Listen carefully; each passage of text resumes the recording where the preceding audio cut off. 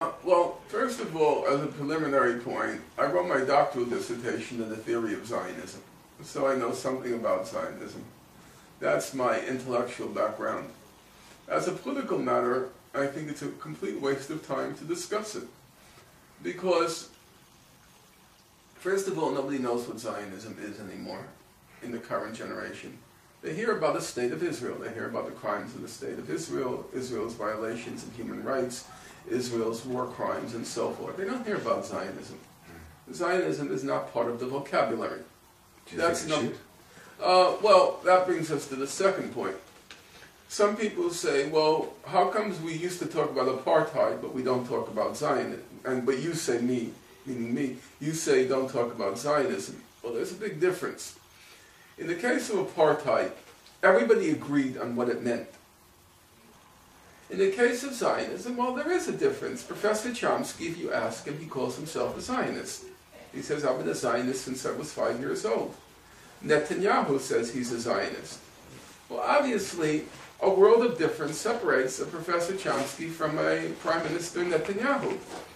And so Zionism now embraces such a huge space on the political spectrum that there's no point in talking about it, in my opinion.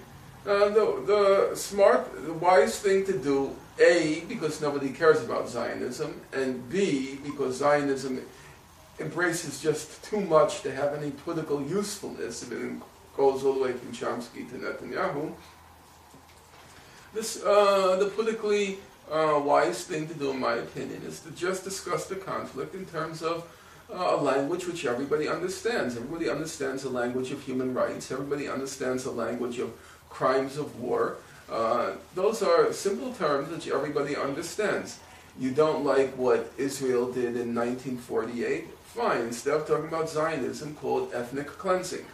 You don't like what Israel is doing in the occupied territories? Fine, and just call it a foreign occupation. And use a language that reaches people. That seems to me, it's again the basic premise. What are you doing? Are you trying to reach a broad mass of people, or are you trying to talk to yourself? For Zionism, for most people, it's a hairspray. I'm serious, it's a cologne. It doesn't have any meaning at all. Now, believe me, the only thing I have left at this point in my life, since I lost my profession, is my doctoral dissertation.